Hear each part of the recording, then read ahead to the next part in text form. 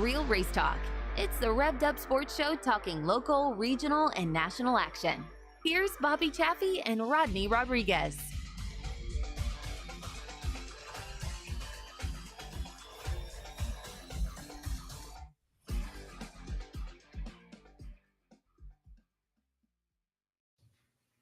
Hi, friends. Welcome in once again. Another Monday, another new week. What else can we come up with? What do you say at the beginning of the week? Another day, another dollar, all that good shit, Bobby. Whatever it is, it's #Real Race Talk. And it's time for the Revved Up Sports Show. We're going to rock and roll. That's Bobby Chaffee. I'm Rodney Rodriguez. Bobby, how you doing this morning, bro? No, this afternoon. Damn. Brother. Get me confused with Wags or what? Jeez Louise. I tell you, man. It's like, God bless. Anyway, how's your day going, buddy? You know, not too terribly bad, I guess, for a Monday and all. I kind of low key, you know, not a lot of news and stories coming out of Las Vegas, so that left a little bit to be desired. But you know, a little bit of racing action locally coming up this week. Everybody seems a little excited about the race we're having down at the Palace of Power this upcoming weekend. So everybody's got the buzz, and that's a good thing. Boy, I'll tell you, and it was blowing and going this past weekend. I mean, you had a lot of shit going on. I mean, between 105 and Heart of Texas and Rocket and Kennedale and all of that. And speaking of Kennedale, coming up at 6:45, really excited. Sam Haferteep Jr. is going to join us. He was winner there on Saturday night there at Kennedale. He'll join us and walk us through that. And then coming up 7 o'clock, top of the hour, Charlie Jansky, otherwise known as Charlie Turner, will join us to talk Blast from the past. Blast from the past. The little lady that was kicking everybody's ass back in the old days of the Thunder Hill. We'll talk to her and have a good time with that. But yeah, man, there was a lot going on, and you know, it was both Friday and Saturday nights. It seemed like you could turn on anywhere. I mean, obviously on Race On, you could turn on it and see stuff. You had the Alabama 200 going on, you know, with pro late models and the Modifieds of Mayhem, and all of that good stuff. And we're definitely going. I mean, it's like that the calendar flipped and boom, we are done. I mean, we are going. I mean, because you got Boot Hill, you got 37, you got all of that shit. You mentioned Houston. All of that is going on this weekend. It is a lot. It is a lot that's going on this weekend. Yeah, and it looks like the interest of the factory stock zero pavement getting a little bit of traction. People are interested to see how that's going to shake out. So we'll see how many. It looks like there was a couple of buzz about some bootleggers again. So more than likely, I anticipate those two classes running together but separate at the same time. So we've seen that a bootlegger and a factory stock can put on a pretty damn entertaining show. But I'm looking forward to it. Lots of buzz the last time to end the season in 2023. And so hopefully a lot of people, they didn't have no excuse for saying you didn't know when it was going to get started. They're on March the 9th, 2024. So you had a lot of time to get your ass together. I would say it would be a good idea to show up. I mean, my personal opinion, again, we're racing too many classes, but that's, you know, that's a whole different discussion to me. There are way too many. But, I mean, at this point, everybody needs to have a place to race. So is what is said. So that's the deal right there. But, you know, and I don't know this for certain, but any input that I'm going to have in any of this stuff, it's going to be, I mean, if you're getting 1 or 2 or 3 or 4 cars and there's nobody showing up, I mean, they don't need to be on the card. I mean, I'm sorry. I mean, that's all there is to it. Just to kind of trim the show down a little bit. I mean, because we're racing too much, and that's, you know, we've seen it on the dirt tracks as well, to where you get, I mean, we were talking about it last week, to where it's like, okay, we've got all these different crate classes, and now we're going to have all these different stock classes, and now we're going to, whatever, you know, I mean, trim it down a little bit. I mean, in my opinion. So it would be a good idea to show up in Houston if you're planning to race, I would say. And you guys feel free to drop your comments in here. The show is live, as always. That's why we call it the Revved Up Livecast. So you can drop your comments, whatever you saw this weekend, whatever you're looking forward to this coming weekend. Let us know what's going on in your world. Yeah, I think it's going to be a good idea to get everybody to show up, just because the fact, one, we need to, because it's the last one. You know, last remaining pavement track there in Texas is operating on a weekly basis. So it's a good idea if you're a fan of the pavement style racing to either get your ass and your car out there or just get your ass and plop it in the grandstands, one or the other. As long as you're there making noise, either with a motor or with your mouth, that's all. And that we matters. did see shortly after Owen was on the show last week, we did see that obviously here with Sam coming up just a little bit. We know that Havertine was supposed to be in Corpus last week, but everything kind of shook itself out. RevvedUpSportsShow.com. Go back and check out the last show that we did last week where all of that kind of fell apart right there. It looks like there's some semblance of I guess an ending or a result to everything that was happening with that. So hopefully that's going to be a situation that's going to be able to continue. It looks like that's an effort where some people are trying to get together to salvage that series there. And hopefully that's something that's going to work out well. And yeah, it is. I mean, we wish the best. I mean, I hate when shit like that happens because it sucks for everybody. But kind of the timing of that one, man, you could, I went back. And yeah.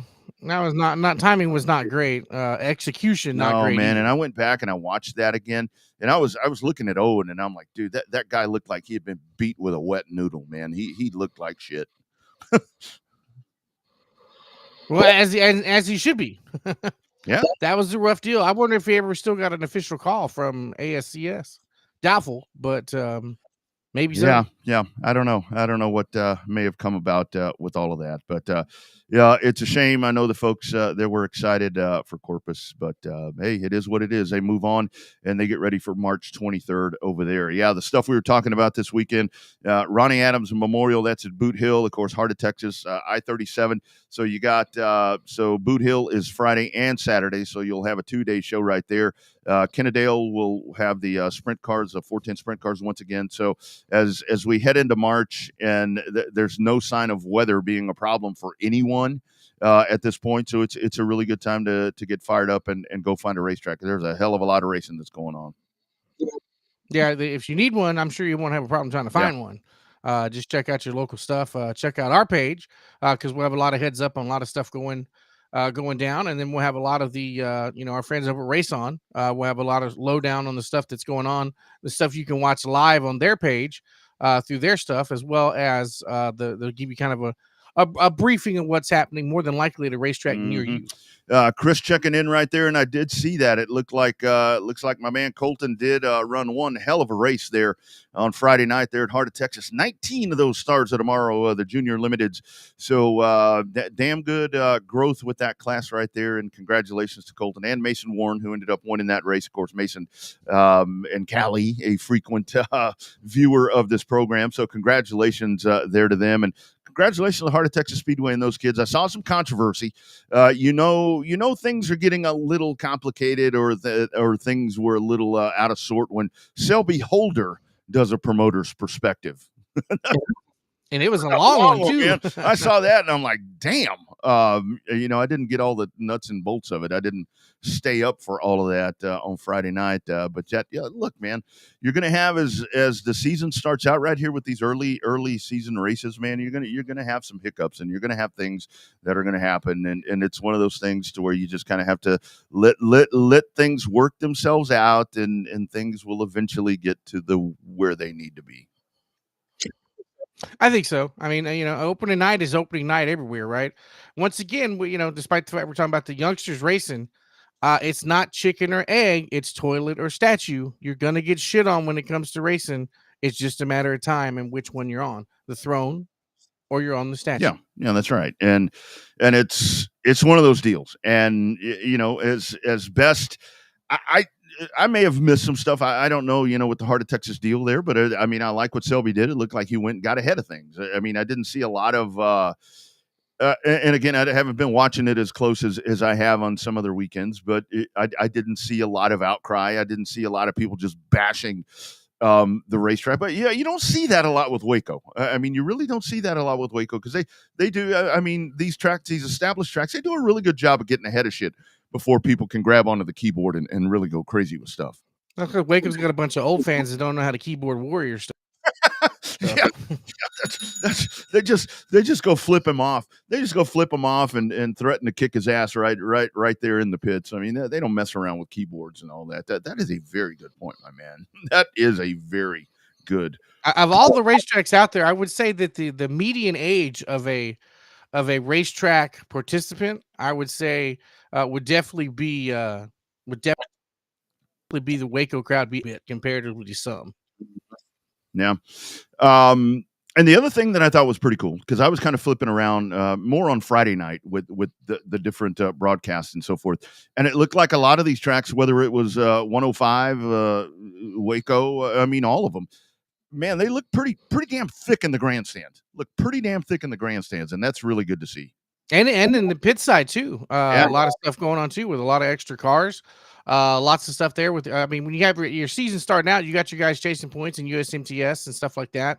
Got to watch a little bit of that show. Those cars look fast as hell, man. I text you when we were watching them. I'm like, man, flip to this channel. Look how fast these things look.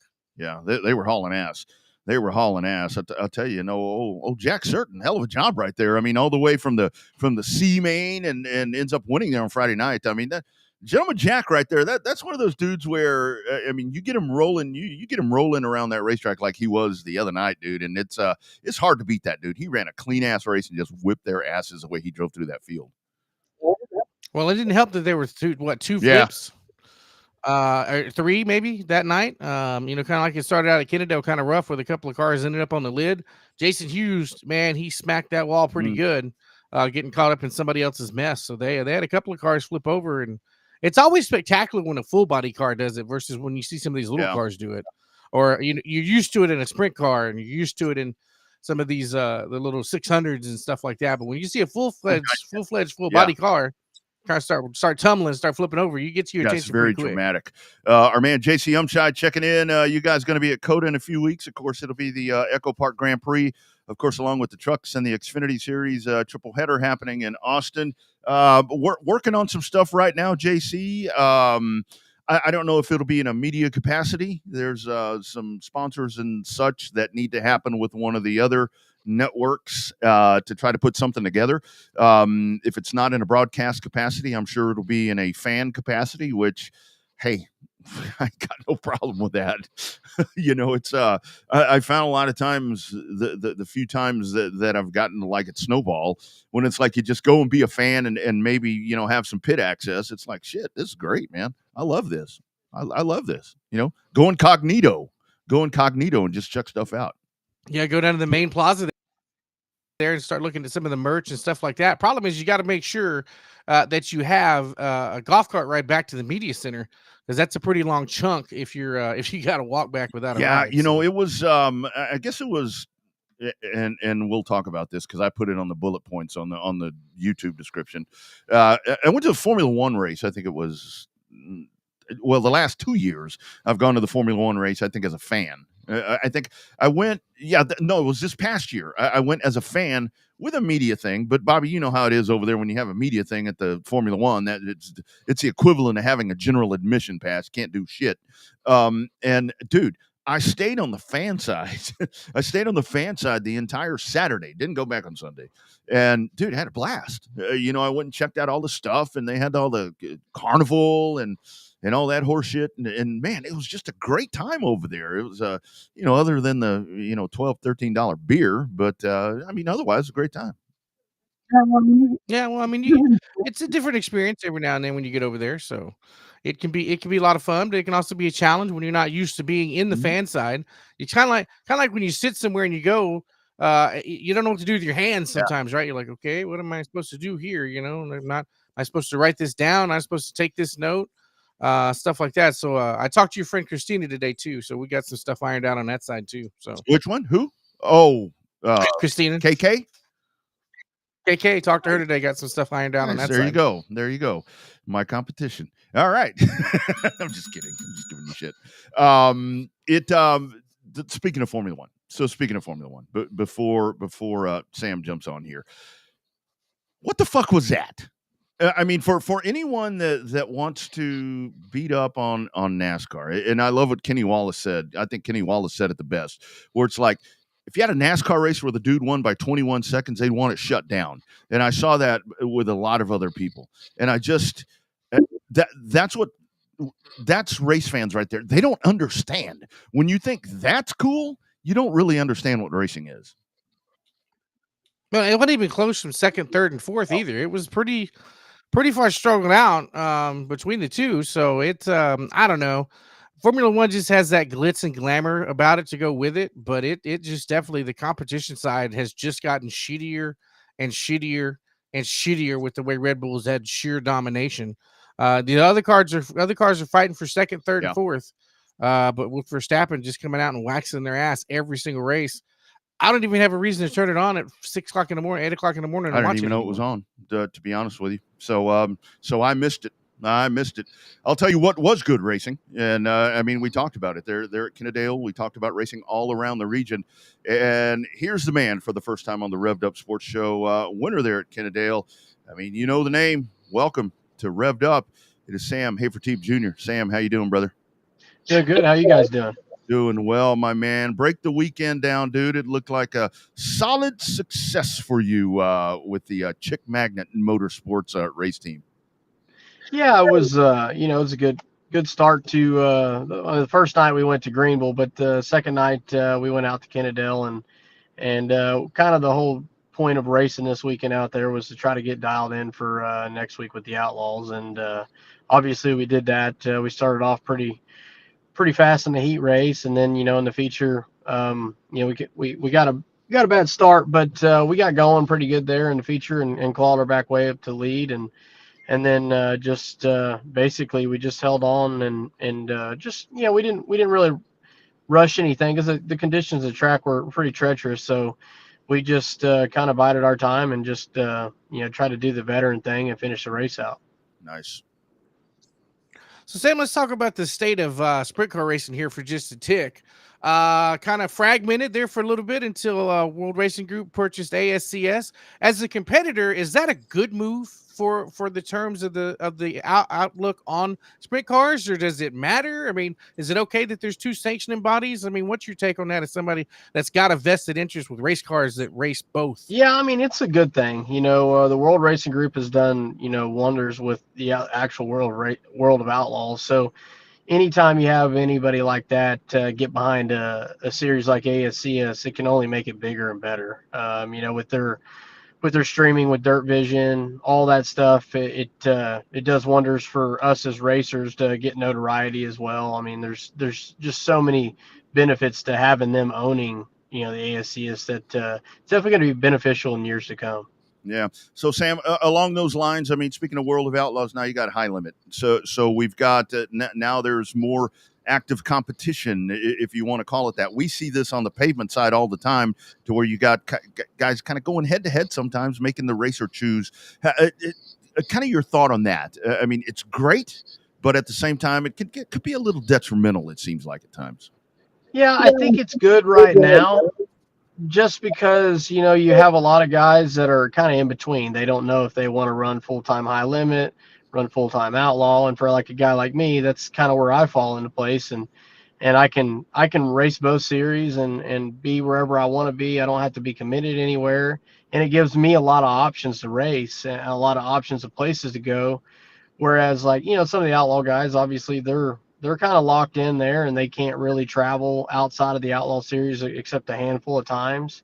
The High Limit guys, they're allowed to travel. They're allowed to, race Outlaw shows. They're allowed to do kind of whatever, which, doesn't put a bind on them. And I think a lot of the racers were screaming about that and wanting to not be so locked down. And they got their wish. I think it's great.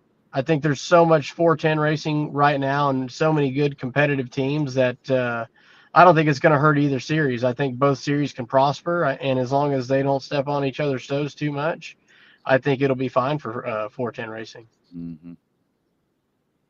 410 racing. Talk about how crazy it is to drive one of those damn things. I don't know. Most every sprint car driver I know is missing a little sense because they don't know how much it means to go that fast in a car that light.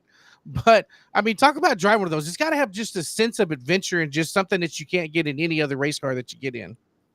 Yeah, there's nothing comparable. I've raced just about everything, and a 410 sprint car is by far above and beyond any other type of race car. There's nothing like it. I mean, that's why Kyle Larson likes to keep coming back and running them so much. It's just it's something special, and it's just honestly for me, it's it's a great opportunity that I've actually got to race professionally for so many years and be able to race with 410 sprint cars as long as I have.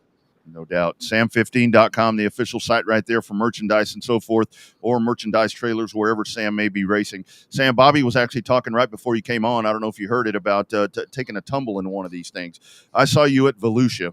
I saw that live, and I'm thinking, holy shit. Man, how fast does that happen when it happens in one of these things?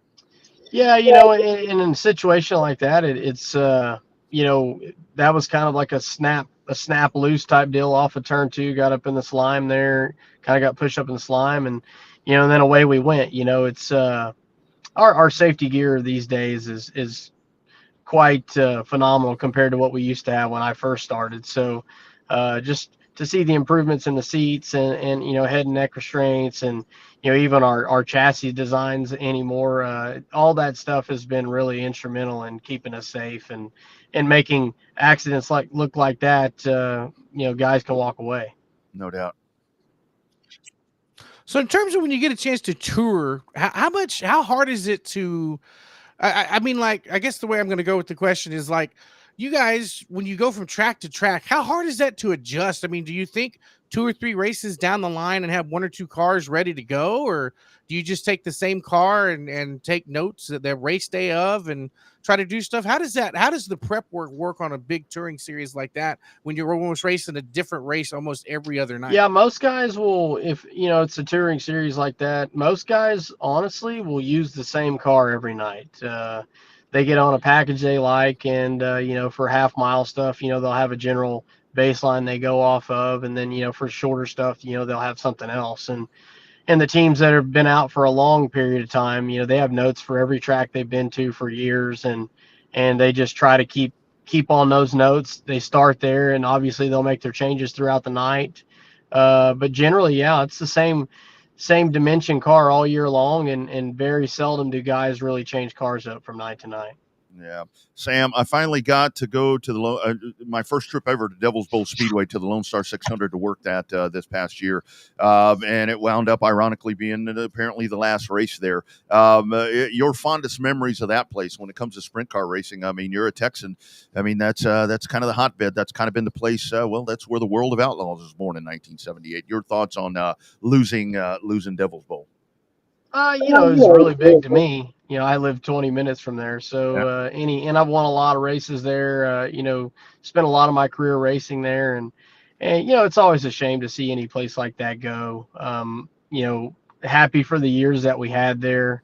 When Lanny started that deal and back then, to make it to what it was, till this last year, it's unbelievable ride for a racetrack. And the amount of time they put into that place, I can't blame them for, selling and moving on and doing that. I don't feel, I feel like they gave that place everything they had, and we appreciate the time that they put into it. Mm-hmm. So what's your favorite racetrack now? Do you have one in Texas, or do you have one that's outside the state? I mean, what's in your mind when you see that track on the calendar, you circle and say, hell yeah, we're going to my favorite place right here? Yeah, I think if you talk to any sprint car guy, they're always going to say Knoxville. Almost every sprint car guy, that's one of their top tracks, and it's one of my favorite places to go. We always enjoy going there. It's basically the mecca of sprint car tracks. Sprint car Hall of Fame's there. When that place is built basically for sprint car racing, and that's why we always enjoy going there. No doubt. So, Sam, you talked about, lastly, this weekend, what you had coming up, kind of the warm up there this past weekend there at Kennedale and Hunt County. So just kind of in a nutshell, you mentioned, you're not kind of hogtied to a particular series or whatever. Just kind of some bullet points that you have on the schedule at this point that you're looking forward to this year. Well, we've got a handful of outlaw shows we're going to run. We got a handful of high limit shows we're going to run. With the purchasing of ASCS, that's enticing to us as well. We've got, quite a few of those races were already on our schedule. And now we just kind of have to see how that shakes out, what they do with it, kind of what they're going to do with their scheduling and payouts and purses. And, if the point fund's desirable, then maybe try to lock down to that. But, definitely right now we're just kind of, I like to see we've got probably like, I want to say we probably have close to 4, 5, 6 races at TMS this year. Yeah. Those are places I really enjoy going to. So hopefully, we can still go to those races, and they're so close to home. I like to be able to race in front of our home crowd. And kind of your thoughts on that. I mean, I always thought it was kind of a travesty right there that nice track was just kind of sitting there, sitting in ruin, so to speak. Really glad to see that one kind of come to life again for you guys this year. Yeah, it's great. I mean, I feel like everybody, wants to race there, and everybody wants to try to make it happen. And I just think that sometimes it just doesn't always work out. I think if the sprint car guys give them a good product, and they go in there and we sell the stands out because that's what we're supposed to do, I don't think it's ever going to be an argument, down the line that we're going to continue to keep racing there for years on end. Absolutely. Always a great show. Always a great show. Congratulations on the weekend, my man. Look forward to following you once again this season. And again, sam15.com, the spot for everything Sam Hafertepe. Appreciate the time, my man. Yeah, thank you guys. I appreciate it. You bet, buddy. Take care. We'll see you. You bet. There he goes. Good stuff right there. One of the best. One of the best. And it's funny that we were having that conversation about sprint car wheelmen, and he happened to be on deck. Man, that dude is a badass. I forgot to ask him if he's going to come to Cotton Bowl. Oh, that's right. Get a chance to meet him in person. I've totally forgot to ask him about Cotton Bowl. That's coming up. Racers, if you want to race with the World of Outlaws, they announced it today. Limited spots left for both support classes. I think one night's limited modified, and then the next night is factory stocks, or vice versa. I know that one night is one night's the other. So check the racetrack, but they do have some limited spots still available to run the preliminary stuff. With the World of Outlaws coming up in a couple no of doubt weeks. about it. And I did see that was kind of filling up as the day was going on. So it looked like they're kind of getting the word across. And that's a big deal. I mean, it really is a big deal to be on that show, because you're going to be on a massive production. I mean, you and I both seen the way all of that operates. I mean, that's the thing when you watch one of those things, man, to where it's, I mean, we know the struggles of how hard it is to run a racing program. I mean, just a regular Wednesday, Thursday, Friday, Saturday, Sunday, whatever racing program. And when you see those dudes come rolling into town, and it's boom, boom, boom, it's fucking seamless. It's like everything is timed. It's like, my God, they're pros, man. They are pros with what they do. That's the reason the Cotton Bowl is going to be packed. That's the reason KSP and Hunt County Ball are going to be jam-packed with race fans for the World of Outlaws. The original, they're the show that started it all. And I love what Sam was saying right there, and that's kind of the difference, because I know when we had, and there has been a little bit of a shift on pavement racing. And just a programming note, if you have a chance on Thursday, check into Dirty Air, because I'll be talking to Ricky Brooks. Of course, Ricky Brooks was SRL National. Now there's been a shift right there to where they're kind of doing some things different with him heading over to Cordele and doing different things there. But it's I love the way Sam, without hesitation, talked about that right there, to where it's like there's enough interest, there's enough drivers, there's plenty of racetracks, there's plenty of attention on 410 sprint car racing, to where it you don't really feel. I didn't feel anything that he said. Because we've talked to a lot of the super late model drivers on pavement, to where it's like, we ask, well, what about SRL and ASA? And it's like, well, we're going to try to support them both or whatever. But you really don't buy it. I bought what he said right there. It seemed totally legit. It did. I mean, I think that the split's just not quite there yet. High limit has only been around for 2 years, right? The high limit charters don't kick in until 2025. They're going to work on getting their charters this year, with Flow buying into the part of the series. I think, because World Racing Group owns, so much entities and owns Dirt Vision, that, I think that both business models are incredibly unique in terms of racing, how they're mainstream productions, but yet they're both so, what's the word I'm looking for? Homegrown, if you will. They don't have a national TV syndicate backing them up like Fox, NBC, ESPN. I mean, it's just so neat to see we get to see the production side of the World of Outlaws, not just with the truck, but when you see it done, all the music they bring, all the monitors they bring, all the staff they bring. It's incredible. It's incredible. Don't get me wrong. Johnny Gibson's a hell of an announcer. Well, in the Hall of Fame, Sprint Car Hall of Fame. But he got a lot of people feeding him a lot of information at an advanced speed that you and I can only wish we'd had that one of those assistants, much less a couple of them. And I think where it is going to get interesting because and there's kind of that divide that we've talked about in the past with the whole charter thing, to where it's like with the charter, you can very much tell right there with High Limit that's kind of that's the Casey Kane. That's that. When they start doing charters and all that, that's the other stuff that's kind of thinking outside the box, which is different when it comes to dirt track racing. And I think that is going to be a game changer. That is going to be a game changer. And I like how they race during the week. I mean, 25, I think, is when everything's really going to shake itself up a little bit with, I mean, I don't want to call it a war, but where that divide could happen at that point with sprint cars. Well, I think part of it too, what's going to happen is with the charters, do they still have the ability to pick and choose and cherry pick what they want to race and what they don't want to race? That's what Sam was saying is it's cool, because he's not running for points anywhere, so he gets to pick and choose which different races he wants to go to. But a lot of the outlaw guys are kind of tied to outlaws, but it seems like the guys in High Limit and the old All-Star Circuit of Champions actually had an opportunity to expand their wings a little bit, go outside this series with no fuss about it. So we'll see what happens with the charters. I think it's one of those may not have an opportunity to spread your wings there in 2025. You'll be harder because I'm assuming charter has effects with payouts and everything else. So. Sam Haferteep Jr., great conversation right there, coming off of the win at Kennedale and a third on Friday at Hunt County. All right, time to dive back in once again.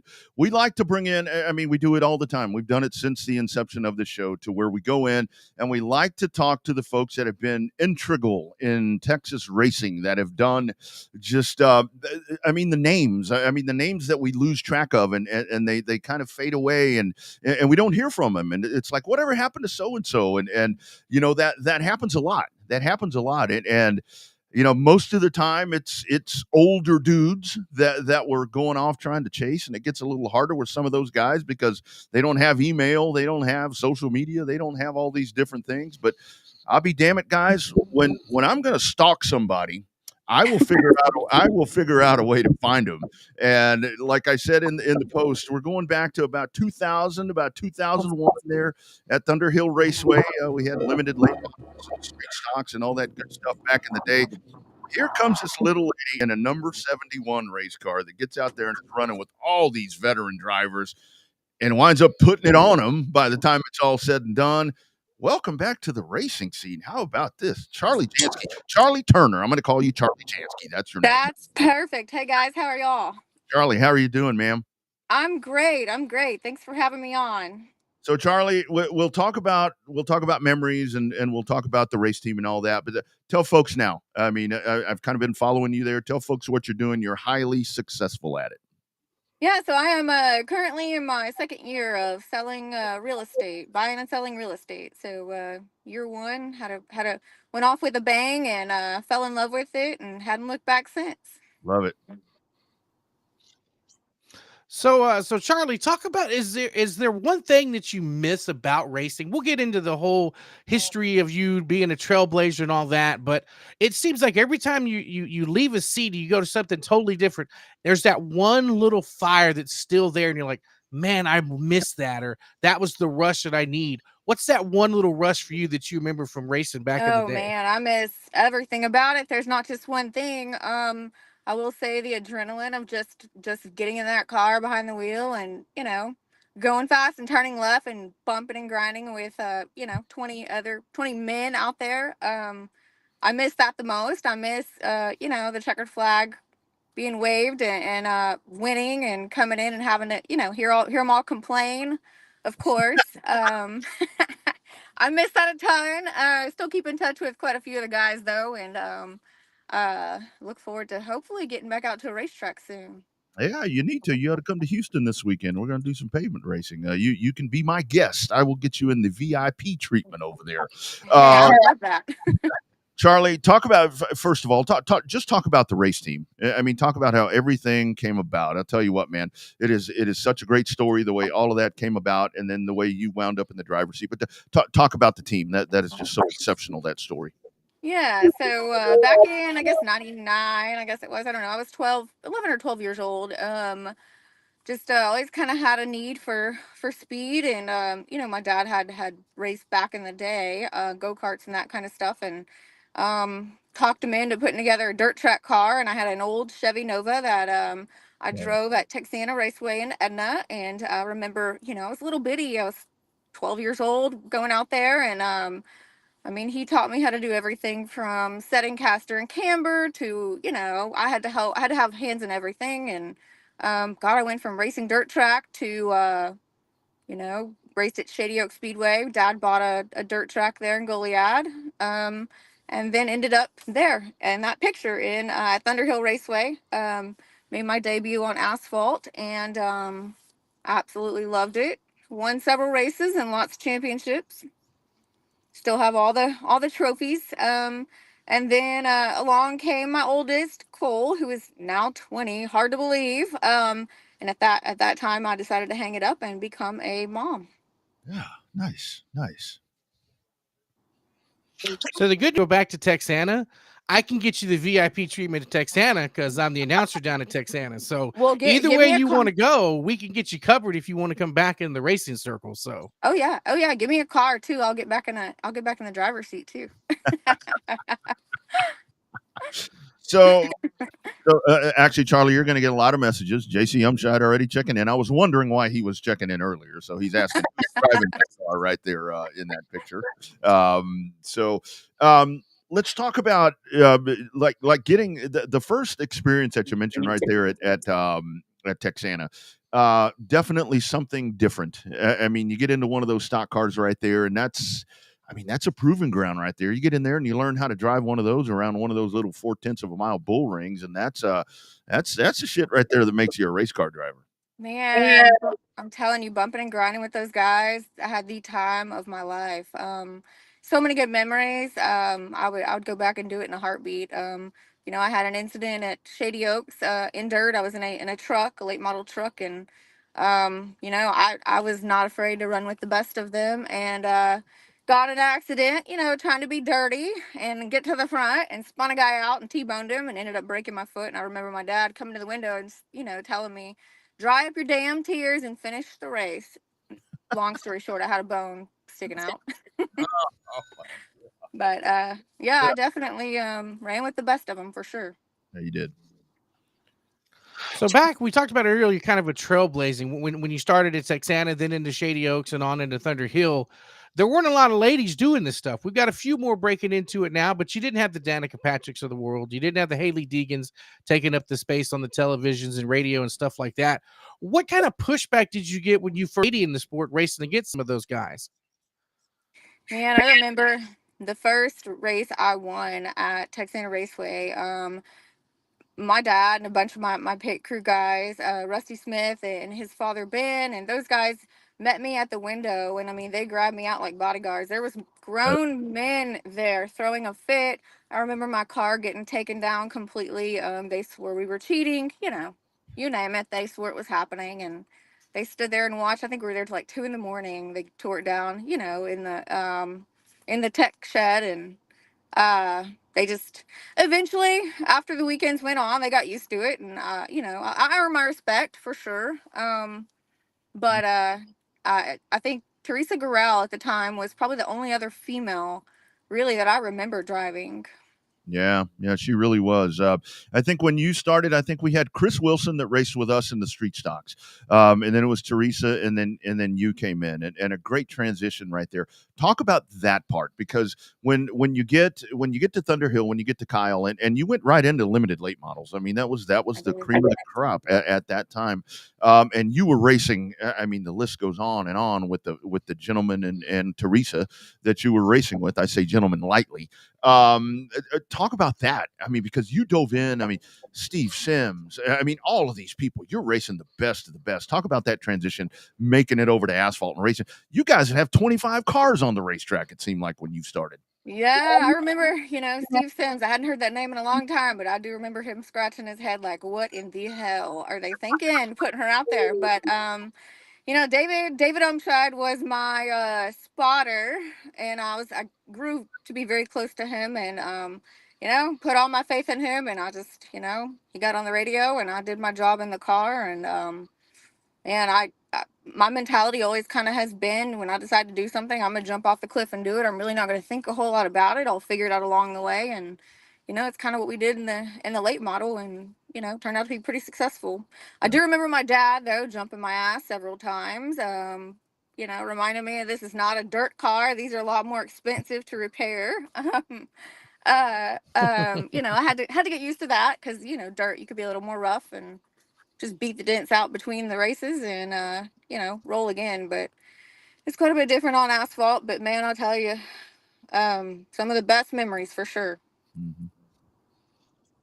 So tell us about those memories. I mean, obviously you've got the wins that mean a lot when you got to celebrate down the front stretch with the fans and the announcers and stuff. So, but talk about a couple of the memories that just pop out. I mean, obviously we're lighting a fire hadn't had in a while. Talk about racing, wanting to get back in the seat now. So talk about some of those memories. What's the couple of them that pop up right now? Yeah, it's kind of dangerous actually. Why we do that? Man, I don't know. From dirt track, we would, we'd be out there you get there at 3 in the afternoon, and you'd race. And I just remember driving back roads home with my dad, blaring music, and he, of course, was drinking beer, I knew that was celebrating the wins. And, we'd go back to our ranch and we'd celebrate till 3, 4 o'clock in the morning. And it was just damn good times. Met some of the best people, and, to this day, some of my best friends, even on to asphalt. I mean, we race together. We'd go to the NASCAR races together, and they, my girls now play travel softball, and those race friends, still check up on them too. So just built good relationships, and again, just made a ton of memories. That's the beauty of Hallettsville, and where I was from at the time was Lockhart. We could always hit the back roads, no matter what we had been doing. It was always good, and thank goodness that we always made it. So for you, when you made the jump over to the limited late models that I was talking about, so it was kind of double edged for you, Charlie, because it was one thing, you were a lady, but at the same time you were a young lady. What kind of you kind of mentioned there, Storm and Sims and so forth. Any incidents there that you can call them out? We don't give a damn. They don't care anymore. Were there any incidents there that you can remember where folks were just being like assholes and just pushing back so hard on you? There were a couple guys that, there were threats to whip my ass. And of course, my mouth quite often overloaded my ass. So I probably asked for a lot of what I got. But yeah, there were some guys, and that I got hell from, and my dad would have to, answer to. I didn't even have a driver's license at the time, so I was pretty young, I mean, yeah, there were quite a few guys that, yeah, they were dirty. Yeah, no, I get it. Yeah, they were dirty. I remember Mark Kredinsky having to jump in a couple times to save me. Yeesh, damn, that's pretty bad if that's the peacemaker. Uh-huh. Yeah. Yeah. So Charlie, when you made the transition to pavement, and you got to learn, some people say you have bad habits on dirt tracks as you're not used to it, and you get this a whole different mindset when you're running asphalt. How long did it take? Was it one of those instantaneous things for you? Did you have to get comfortable, or was it like an instant fit for you when you came in and switched from dirt to asphalt? Or how long did it take you to get a good feel of the asphalt car once you got in it and started getting the reps and the practice and the live action race times? I believe we went out and tested a few times. My dad rented the track, and I remember going and testing a couple of long Saturdays. David would get out there, on the radio, and we'd go out and make 20 laps, come in, make adjustments, and I mean a couple weekends, and I was racing live. I don't know if this is a good quality or not, but I really don't have a fearful bone in my body, so I think that helped me quite a bit make the transition. Yeah, super important. I mean, and you have to have a very short memory because things happen and it's like you get in that situation again and it's like you can't even think about it. I mean, you can't think about it. So, like I said, I followed along there. I follow along with you, and I do see the young ladies there with softball. And I mean, I know a lot of folks that have made the transition when they get out of the race car, whether it's a female or a male, to where they have kiddos that are, whether it's softball, baseball, whatever it is. With that competitive edge when you're because you may not be their coach, but yet you're their coach. How do you have to dial yourself back to turn that competitive Charlie Turner racing person off from time to Man, time? I don't even turn it off. I am their hardest critic, yet their biggest fan. They know that, and it kind of trickled down to them. They're very competitive, and my oldest daughter's will be graduating in May and going to play at McLennan. And youngest one is committed to University of Louisiana at Monroe. So I'll definitely say their competitive edge, is a lot of what has carried them through, along with their work ethic. And then the baby is, has kind of found a love for racing. I have found NASCAR back on my television quite often lately. She, asked me a million questions about when I raced. And as a matter of fact, right before I logged on, she said, "Mom, make sure you give me a shout out." So, so that's for Mabry. But yeah, she's probably the most like me, and will probably give me the most gray hairs. Uh-oh. Uh-oh. I see it So coming. the funny part, you mentioned Monroe and ULM. There's a nice paved concrete facility there in Monroe that might be having racing coming up in late 2024, early 2025. So it's almost a sign that you've got to get back into racing, whether it's you behind the wheel, getting a little one a bandolero or a quarter midget. It sounds like the ducks are lining up in a row to get back in a race car here, Charlie. It really does. You just gave me chills. It's something that's been on my mind weighing heavy the last few years, especially after losing my dad. It'll be 8 years in May that he's gone, and here lately, it just all the signs are popping up, and I can't ignore them. Yeah. So Charlie, as it went on there on asphalt, I mean, you just kept on rolling. I mean, it was you got that first win, and then the wins just started coming. Kind of talk about as it progressed. Before you stepped away. I mean, you were rolling. I mean, like I talked about. I remember when you came in, it was like a young lady there from a small town in Texas. Here she comes in one of these limited late models, and boom, you're running at the front of the pack, and then you're whipping their ass. I mean, it was quite the progression that you made really, really quick.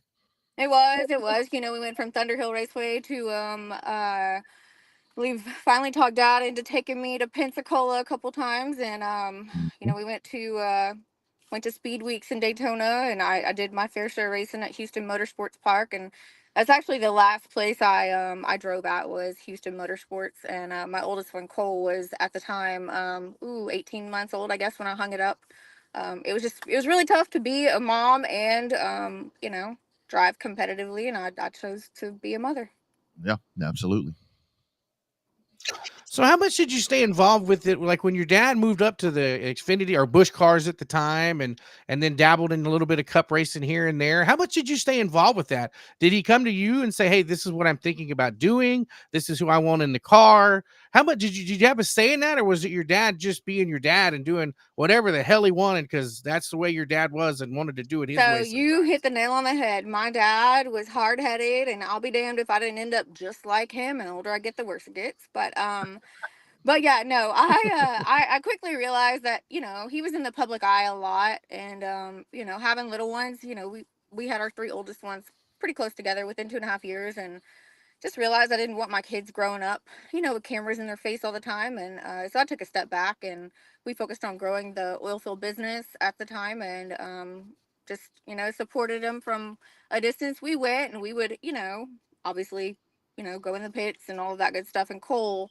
my oldest, he went to so many races. He was my dad's eyes. And Yeah. he used to have a little die cast cars, and he knew every driver, every sponsor, everything to the T. As a matter of fact, we still have those today. But no, I did not. When I decided to take a step back, I, really took a step back and became mom. You have to. I mean, you have to get away from it. I mean, I know when my daughter was born, I like wouldn't even go. I mean, it was like nowhere near a racetrack when I was away from it. You Yes. just can't. You can't. You can't get anywhere close. I know Bobby asked you right there about the transition. So the dirt. I mean, your advice, because we get a lot of folks that may be going from asphalt to dirt or vice versa. Mhm. Your best advice to anyone. The differences in the two, because they are very different. I was a decent asphalt racer. I got on dirt and I wasn't worth a flying shit, and I'm still not whenever I try it. Very different things that you're doing right there. They are. They are. I'd say, my best advice is if you have an opportunity to get started on dirt first. I think you learn a lot. A lot more. It's a little bit tougher. The asphalt is more of a finesse. Yep. Kind of driving style is what I learned. On dirt, I could really beat the hell out of people.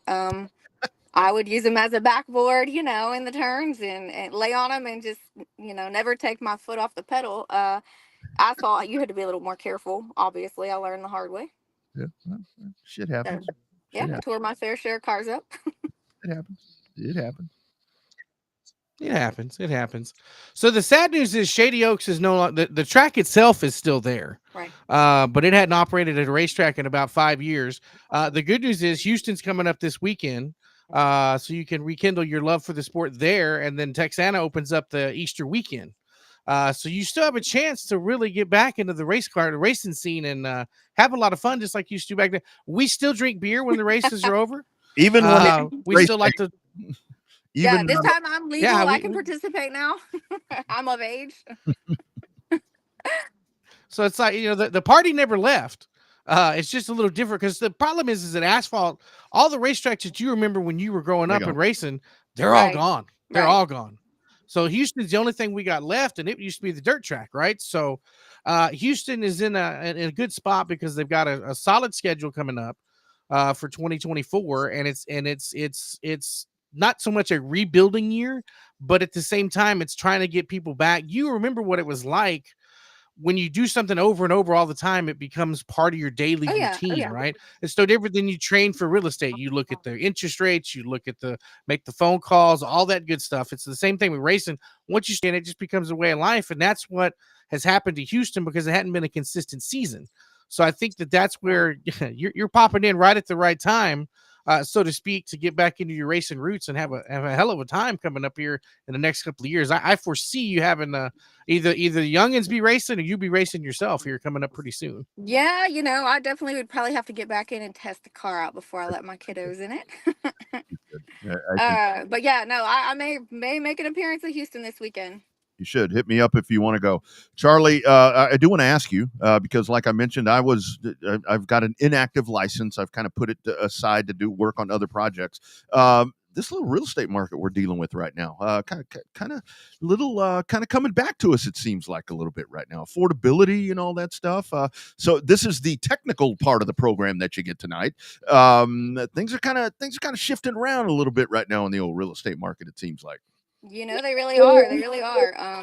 My 23 was my first full year in real estate, and I actually closed $14 million in transactions as a solo agent.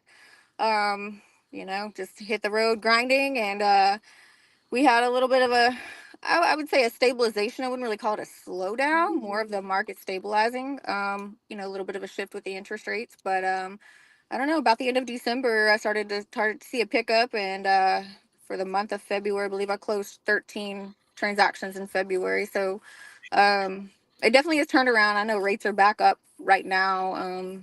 Who knows what's going to happen with the feds and election year, all of that good stuff. But yeah, I definitely have seen a turnaround. Yeah, no doubt about it.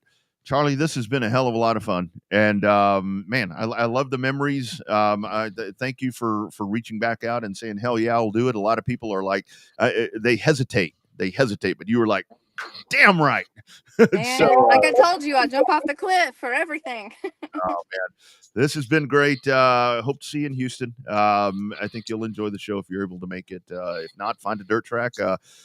Find us, and let's drink a beer and reminisce a little bit more. Absolutely. I appreciate you guys having me on. All right. You bet. Take care. Thank you, you too.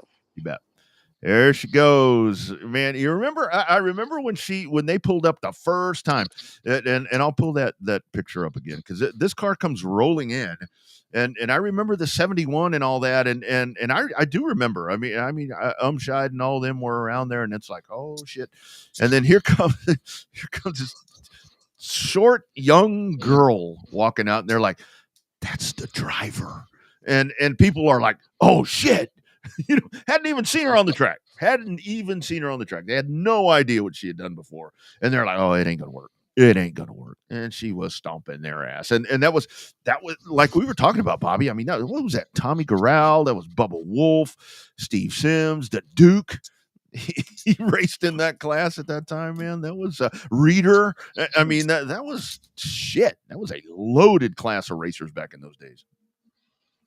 Yeah, I had a lot of fun. I remember when she ruffled feathers for sure when she first debuted. I mean, she ruffled a lot of feathers, both in a good way and a bad way. But once she found her niche in that car and found the setup that she liked, man, she was in there racing with the best of them, elbows up. And man, that's one of those. It was a lot of fun back in the day. Of course, now it's odd to say something back in the 2000s was back in the day. Yeah. But yeah, she had quite the fan following too. Her and Teresa. They had a lot of following because of the fact that they were the ladies, and the ladies in the crowd loved them both. And that was a good thing. I mean, when it got to they were both so competitive. When it got to they were both running at the front.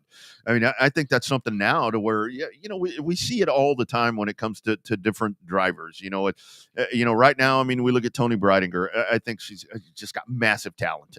I mean, she's a great race car driver. I mean, I think Catherine Legg is a great race car driver, and you look at the talent in some of those folks, and then you get others where folks just want to immediately go to the Danica theory, whether it be with Natalie or whoever it is. But I mean, God bless, man. You think back to that. I mean, that was, what did we say, 2000, 2001? That had to have been hell. But it's pretty obvious she didn't give a shit. None of that pressure even fazed that little girl back then. It's almost like a real estate agent with a little bit of Cody Brusso in her. Yeah, that's a great comparison right there. That is a very good comparison right there with those two, because that's kind of the same mindset that you had right there. We'll get that podcasted up so you can just catch that part. Charlie Turner making an appearance right here on the Revved Up Sports Show. And you, dude, it's just a matter of time. It's just a matter of time. I'm trying to think of who we could sweet talk into letting her hot lap their car down at Texana. Shit. Put her in one of them outlaws. Put her in a pavement outlaw. Ooh, man. She'd be hooked if she drove one of them things, because that's like what she had. She'd drive one of Tony's cars. Put her in one of Tony's Novas. Like, well, I guess it's still a Nova. Do you see one of Tony's Novas is a Camaro now? Yeah, I saw that. Yeah, that looks pretty good. They both look really good. I'm assuming I won't get an invite this year for that. But yeah, man, get her back on the track again, man. I think it would be great. And obviously Mike Knotts has an extra legacy car. That's true. He absolutely does. And the thing about it is, I mean, you saw her right there. She looks great. She's still a youngin'. I mean, when she's talking about having, grown kids, man, she's got plenty of life left in that racing career right there for her.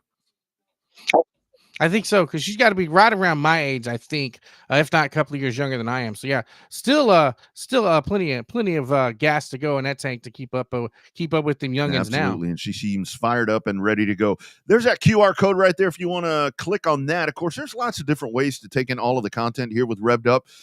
You can go to revvedupsportshow.tv, revvedupsportshow.com. Of course, we're on Race On the Facebook page, on the Revved Up page, just lots of different ways. But if you go right there, if you click on that, what that's going to do, it's going to take you to the Revved Up site.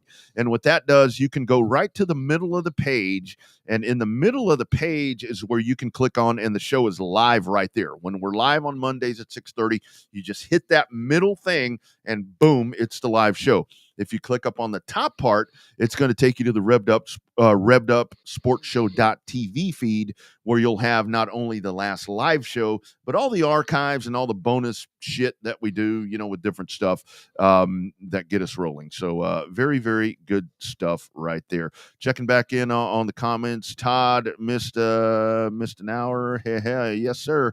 Catch it on replay. Really good stuff right there talking with Charlie. And also, Man, I love that conversation with Sam. I mean, that's just great 410 sprint car conversation. Yeah, really good insight. I always like to ask the drivers that drive those sprint cars, like, what's wrong with you mentally to drive something that's fast? And Yeah, it's got to be the ethanol fuel, it got to be whatever. But they all say the same thing. I love the speed. There's nothing like it. There's nothing like it in the world, so that's why they love it. So I mean, and you see it. I mean, some guys love driving the dirt super late models. Some guys like running those outlaws, stuff like that. So, I mean, that's their choice. The sprint car is dangerous, but if not living life on the edge, you're probably taking up a little too. That's right. Speaking of badass dirt cars, how about a word from our great partners at Generation Race Cars?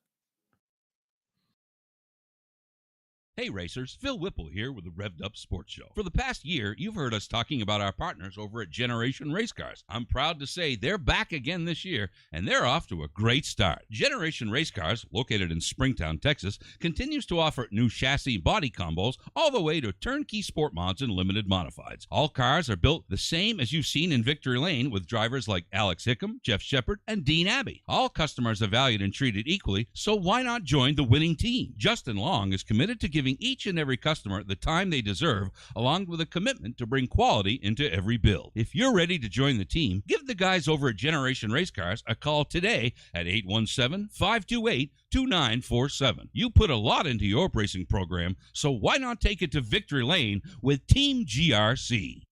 Mr. Whipple saw that he was out checking out some jazz last night, taking a little break right there from some of his writing and diving in right there back on the comments line. Adam 12 checking in.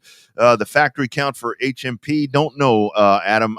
There's obviously not a pre-registration thing or anything that's going to be going on with that. But I mean, really, the only thing, like Bobby and I were talking about, we can kind of speculate just on kind of some of the feel. I make a lot of calls trying to sell people parts. By the way, Adam, if you need a crate or GM parts, I got you hooked up. And it seems like it's something that's starting to stick. And I think the fact that Adam went out, what he did last year, we talked about it the first night that he went out in his number 12. I think that's something that kind of set a mark right there, where guys realize that it's like, yeah, it's something that can be done because and that's the goal. Like Owen talked about last week, what he wants is the dirt factory stocks. I mean, the last thing, we don't want purpose-built pavement cars. That's what fucking killed this class in the first place. So it's the factory stocks, and I'm anticipating. I'll tell you what sucks. What I'm not happy about, just kind of looking long term, and again, this is not. I'm not trying to be an asshole here.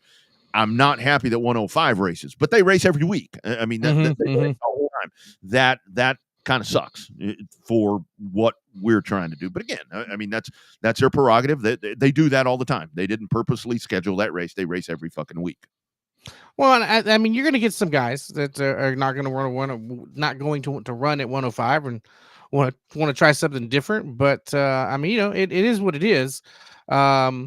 There's the competition that's going to be there, but the guy, what you're going to get is you're going to get your guys from maybe one or two guys from Texana. Maybe a San Antonio guy may come. You may get a guy or two out of Cotton Bowl. Homemeyer may come if Adam comes. Steve may decide to come if he decides, because he wanted to try the asphalt thing again. So there might be a few cars and stars down there for that. I mean anything. I mean, I would think if you get 6 again, that's an accomplishment. I mean, 8 would be fantastic. You throw them in with a couple of bootleggers, that's about a 12-car field. That'd be a pretty interesting race. So yeah.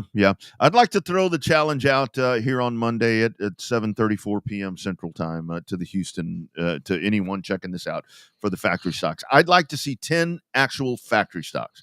If you guys can give us 10 factory stocks, I can promise you that the next race we're going to do something pretty special for you. And if the bootleggers, end up, you get the 2 or 3 that you've had there, maybe you get another one that trickles in, kind of like Bobby's talking about right there. But 10 actual factory stocks I would love to see. And let's make that happen. I mean, like I said, we're kicking asphalt over there. Like Bobby says, the Palace of Power. I mean, we're going in. We want this all to come together. And I'm telling you guys, right now, that if this factory stock thing can come together. There's nobody else trying to do this. And the fact is, we talk about one pavement track in the state of Texas. No other pavement track is trying to run factory stocks. They have street stocks. Up north, where Phil's from, damn it, they've got this, but they don't call them factory stocks. They call them street stocks. They call them asphalt street stocks. I think this is something that could get really, really badass if we can build this thing and get it rolling. And then there's going to be 10 more dates, guys. This isn't one of those questions to where, well, we don't want to go run. You ain't got to change anything. You change your setup a little bit. You're running the same tires. You're running the same fuel. You're not changing anything. It's just a little bit of a toe, depending where you're coming from. Yeah, a little bit toe, a little different surface. So I think, it's got the opportunity to work. And we know by working with the man a lot, if anybody can make it work, Owen's the one guy that can make this work. Yeah. Getting these factory stocks onto the asphalt. Dead set on making this work. So hopefully it's something that, like I said, give me 10. Give me 10 cars, and we're going to make a big damn deal about it. You see, Bobby and I are rocking the gear like we always do here on these Monday nights right here on the Revved Up Sports Show. Of course, we get it from On Demand Shirts, and that's where you can get your racing gear, not only for this year, but next year and all the other years. And actually, you're going to be able to get HMP oval gear right there as well from On Demand Shirts. They've partnered up with Stems. James Cole and all these guys are doing massive things for racers and doing really, really cool stuff. As a matter of fact, I'm taking a trip to San Antonio tomorrow. I'm going to go meet with James and work on a couple of other things that hopefully we'll be able to put together with On Demand Shirts, this show for racers. How about that? How about a word from On Demand Shirts?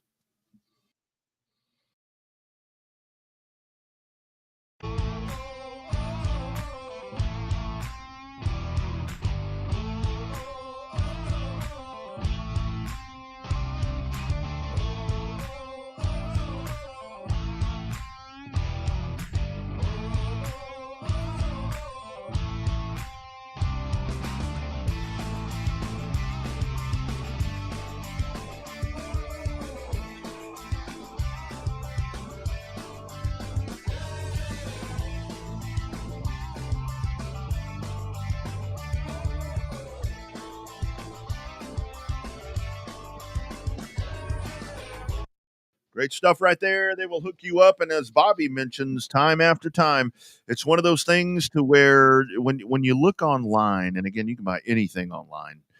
Trust me, you can buy anything online. My wife was doing taxes yesterday, and I apparently buy a lot of shit online because she's asking me, what's this? And the most common response was, I don't remember.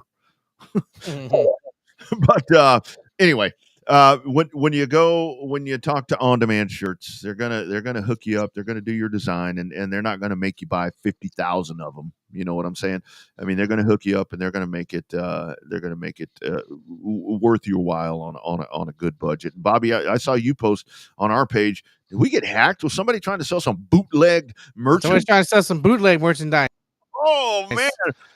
We only have one source of our merch, and that's On Demand Shirts. Yeah, I saw it was like Jihad something. I'm like, I'm trying to think. I'm like, do I know a dude by that name? And I'm like, no, I couldn't think of anyone. So yes, don't buy any of that shit. Buy 37 posts on various different times of links. I think I got them all. If there happens to be one or two left, I apologize, but we only have merch from one official source, and that's On Demand Shirts. Lord, I tell you, man, everybody always out to make a buck. Jeez Louise. NASCAR race. What'd you think, man? I knew there was going to be a letdown. I talked about that. I think I don't remember when it was. I knew there was going to be a little bit of a letdown when you come off the speedways right there, but hey, Larson wins, so I guess all is well. Yeah, it's boring. I agree. Yeah, there wasn't anything to make that race exciting. Like it was just boring. The Xfinity race weekend wasn't much better, just because the wind and stuff. The truck race was actually the whole weekend was kind of lackluster, in my opinion. The wind kind of messed a few things up, but there wasn't anything. It didn't have that spark that made it a really good race. Granted, Atlanta was such a good race, and then Daytona's Daytona, but I'll be interested to see what happens when they get to Phoenix, see if that's going to be a better package. I will say, though, as shitty as everybody thought the Chevrolets were going to be with the old package, boy, they sure have taken a liking to this new Aero package where the Fords and the Toyota's not a lot of speed there. So Chevy's surprisingly kicking everybody's ass, minus a win for John Hunter Nemechek in his Supra in the Xfinity Series. Chevy swept all 9 races minus that one. Absolutely. Let's kind of dive over before we get out of here. Take a look at the Race On calendar, and Race On is going to be the official spot where we'll get you dates. Of course, you'll catch these on Race On. We'll get you other dates as well, for other events that are coming up around the country as well. But it looks like we mentioned, on March 8th and 9th, you will have the 5th annual Ronnie Adams Memorial. Did reach out to Boot Hill trying to get somebody on, but it was like late in the day. I mean, it was coming out of a meeting, so wasn't able to get that put together. Heart of Texas, you'll have the IMCA Race Saver Sprint happening there at Heart of Texas Speedway. Looking forward to the Spring Green I-37 getting fired up. And Bobby, I'm thinking I-37, I am anticipating they're going to have a lot of people in the turnstiles, and they're probably going to have a lot of people. They're going to sell a lot of hamburgers, I think, on Saturday night at I-37 Speedway. Yeah, a lot of people looking forward with a lot of good news happening in I-37 over the off season. Laid down a little more dirt down at the track level. Got that thing working in fairly well. I think with the debut, everybody's going to have their eyeballs set to the debut of the Sim Series to see how well that goes. I'm anticipating about 15 to 18 cars. Hopefully I'm wrong and there's 24. But we'll see how that shakes out. Obviously, they had a really good car count there with the IMCA Modifieds as it was. But interested to see how that's going to shake out. But a lot of eyeballs going to be on that Sim Series. Yep. Also on Saturday, you'll have the 2024 season opener at Super B Speedway. So they'll be off and rolling as well. And, of course, Track Madness 24 happening at Houston Motorsports Park on the pavement. Big deals happening right there. Mini sprints at 105 Speedway. That is your kind of look at what we have going on for the weekend. And again, when we talk about I've said it a lot of times, Bobby, to where it's like Houston is such a thriving market. Shit, this weekend you got dirt and asphalt in the general vasectomy right there all together. So I mean, it's going to be a good weekend in Houston. But damn it, I wish they weren't going head to head. But again, that's it is what it is. Yeah, it's going to happen. I mean, there's only so much you can do against 105. So that I mean, that's what happens when you have everything going. They're one of the few that races every single week. Yeah. So that's that's a victory in its own right. But man, that can be a challenge trying to get cars of the same nature from that place. On the pavement, Alabama 200 happening at Montgomery. It was Casey Roderick driving right there, man. You put Roderick in a Campy car. I mean, the Campy cars are, right there. Donnie Wilson. I mean, we can go on and on about some of the best stuff that you're going to find on pavement, but you put Casey Roderick in one of those, whether it's a pro late model or a super late model, and we're kind of building all this up, kind of making its way towards the Rattler coming up here in a couple of weeks at South Alabama Speedway. But man, you get Roderick in one of those cars, and dude, he's going to be real fucking hard to beat. And he was the class of the field right there. It was really weird to see Hunter Robbins not in Ronnie Sanders number 18, to see Jake Finch in that car. It was like I'm watching the race and I'm like, oh hell, here comes Robbins, and I'm like, no, that's not Robbins, that's Finch. That just goes to show you how man, there's a lot of movement in asphalt late model racing right now. Yeah, I mean, it's kind of surprising. When I saw that deal, when I saw Finch inside in Ronnie's car, I was like, man, that's a unusual fit. But I mean, if anybody can teach Finch how to calm down and level himself out, I mean, or Ronnie Sanders is the right place to do that. Yeah, absolutely. Let's go dive in right here. Kevin Hubbard, my man Hub. When are we going to talk a Little River and some drag racing? I think we need to do that more often. Because the thing about it is, like around here, so we've got Little River, NHRA rolls in through here. Actually, I am going to have a interview as well on Dirty Air this week with a drag racer. That's be looking, you'll see who that is. But yeah, man, we do need to talk some drag racing on here, because I was trying to get out to I wanted to go to Alan and Alexis's show over at Samson on Saturday, but I had stuff that was going on, and by the time I got back, I mean, it was way too late. Kind of popped into a car show that was going on at of all places, John Gupton Stadium in Leander. It was right across from the cycle studio that I'm writing at right now on Saturday mornings. And dude, they had all these dragsters. They had rail jobbers. There was a couple of pro stocks over there, and really good looking shit out there. And yeah, man, we do. We need to talk some drag racing, and we need to talk motocross too. There's the other thing that we need to talk on here, because we got a lot of motocrossers and stuff that actually watches stuff. So yeah, absolutely. We will dive into that. We will definitely dive into that. Yeah, definitely. There's the joy of having two shows. Hard to limit it down with having to write down stuff with one show with the two different markets of consumption there. So it becomes a challenge. But who knows? You never know what's going to happen if the sponsors shake out. You just never know. Never burn a bridge. That's you never know when you're going to have to walk across it again. So. Well, and the other part of that is, it's like we've talked about so many times, like when we were talking about schedule releases and all this. It's like, we can go in and research what's coming up for the week, and kind of try to hammer down, what big dirt track or asphalt races, whatever, that we want to get in front of people. But the other part of that is, I mean, you guys are totally free. You guys are absolutely totally free to message us, whether it be on the Revved Up page on Facebook, or Bobby or I, whichever on Facebook. I mean, our messengers are public. So sometimes I regret that, but they are very public. So if you've got, I mean, if there's a drag race event that's coming up at Little River or anywhere, if there's one coming up, I mean, tell us. We'll promote the fuck out of it. I mean, that's the way. I mean, that's how Lake Fest wound up on here. And that's coming up again. And you bet your ass we're going to be covering that as well. It was a message where it's like, hey, I'd love a place to talk about this. I mean, let us know. We'd love to promote those events. And it's free. It's free, guys. I mean, just let us know. That's what this shit's for. Yeah, we can't promote what we don't know about.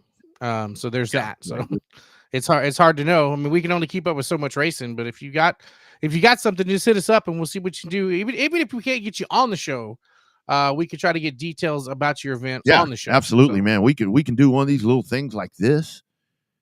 Pop up a little thing right there and put your event. I mean, we can do all these cool little things right there that we can do to promote your event. Yeah, absolutely. Just let us know. I mean, we would totally love to promote that, because I'll be real honest with you guys. My number one focus in 2024 is Formula One. That's number one for me. That's the only thing I'm honing into. Everything else is secondary. I'm covering Formula One, and everything else just kind of falls in line. Yeah. I'm covering. And a rattlesnake's like a dog because it shakes his tail when it gets happy. That's right. Yeah. My life is Formula One. That's all that I'm. I mean, oh God. Anyway, it was. Till it doesn't work out, then you can start covering NASCAR races like an expert. Well, yeah, that's a very get 20,000 views by recirculating Toby Christie. Well, the whole thing is that's a very small circle, that I've kind of figured out right there. It's like, NASCAR is definitely on the radar for stuff we need to cover. Thank you, Hub. That is the best thing you can do right there. Message me or text me. I'll get you an email address that you can send it to me, and you bet your ass that we will be promoting that stuff. It is one of those things to where it's like you kind of, it's like, yeah, man, I'd love to cover NASCAR, but it's like, it's absolutely impossible. It's a very small circle, man. It's like, geez, good luck. Good luck. Yeah. Good luck. It's the same people all the time. It's been the same thing for 2.5 seasons now. Yeah, it is. Ever since the last lap pass at Abu Dhabi for the title, it's been the exact same thing for 2 seasons. If F1 would let a pass in the grass count, it would take over. Yeah, Kevin, it would. But shit, man, you got to be closer than 22 seconds behind the leader. Pass for second, they won't cover it because they're showing Max cruising out over there, smoking a cigarette, smoking a joint, whatever he's smoking. He's out there doing his thing. Nobody even close. It's like, I don't get it. I don't get it. I mean, I had a great friend of mine. She reached out to me after the race, and she's like, "Can you believe that shit?" That was actually how I realized that the race was even on. I was like, "No, I miss? Was there a sprint race?" She said, "No, the race was today." I was like, "Yeah, it's a Saturday race, so early." The Saturday race. I'm like, okay, whatever. This has been a damn good show. Sam Haferteep Jr. checking in right there. Just great sprint car content, as we talked about. A great weekend that he had. He had Hunt County with the third place on Friday. And then I like how he said, oh, yeah, Saturday was good, but we were just kind of priming up for next week. Yeah, damn. He primed up all right. Put it on him. Put it on him with the win at Kennedale. And the great Charlie Turner. I think we have a new great friend of this program. I got a feeling she'll be at a racetrack near us very, very soon. I had a feeling we're going to see her Saturday. Now I got to figure out what the hell our VIP package is, because once again, I just shot my mouth off again, and I'm like, we'll make you a VIP. Yeah. We'll let her sit in one of them things. Yeah. She's a racer. She don't want to be in them suites. No, she's get her a pit pass. She wants to sit out in the stands, go smell the fuel and all that good stuff. And a reminder, don't forget that is coming up, 2024 season opener there at Houston, and all the racing action that we were talking about. You can catch a lot of it on Race On. Plenty of good content on Racing America, on Flow, on IMCA.tv, Pit Road TV. Plenty of good things. Final thoughts, Bobby. Your thoughts on moving forward to the week and moving into a brand new weekend. The shittiest part about the upcoming weekend is going to be daylight savings time. Forgot about that, man. And it's on. That's going to suck because it's going to be Saturday night or Sunday morning, so that's going to suck. I'm not looking forward to that. But other than that, I'm looking forward to a really good race weekend. You and I will both be in Houston in various capacities as normal. So we're just getting things geared up. I've got a few little things to tie up before I get out there that morning. So I'm hoping to be there earlier than normal. But we'll see how it shakes out. I'll do some, I'll tell you about it off the air.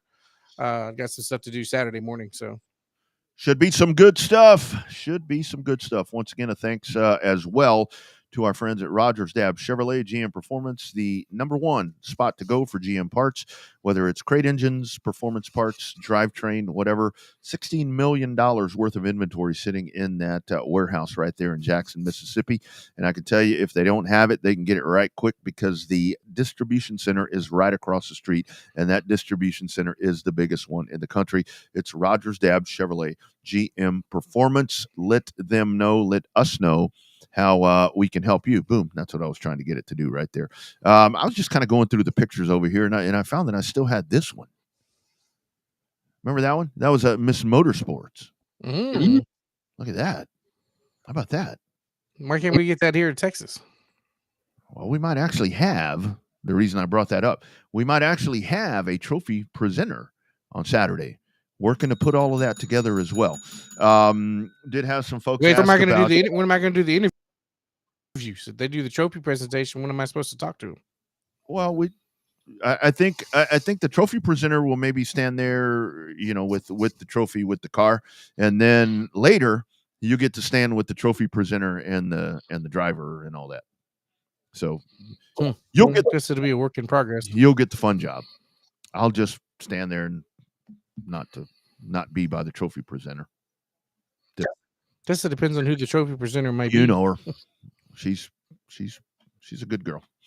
So anyway, all right, guys, we will see you in Houston if you happen to head our way. Like we said, if you can't get to the racetrack, find something to watch on a streamer. Support your local short track. Support your streamers. Keep racing alive. Short track racing is where it is all about. Again, big thanks to On Demand Shirts, Rogers Dabbs, Chevrolet GM Performance Parts, Generation Race Cars, Race On, Racing America, Computer Age Automotive, all of the great folks that make this show possible. We're going to do it again next Monday. Same time, same channel, right here, RevvedUpSportsShow.tv, RevvedUpSportsShow.com, on Facebook by searching Revved Up Sports Show. Race on and on and on and on. Thanks to everyone for being a part of the program. Bobby down south. I'm Rodney up north. We'll see you in Houston. If we don't see you then, we'll see you the next time we see you. You guys have a great week.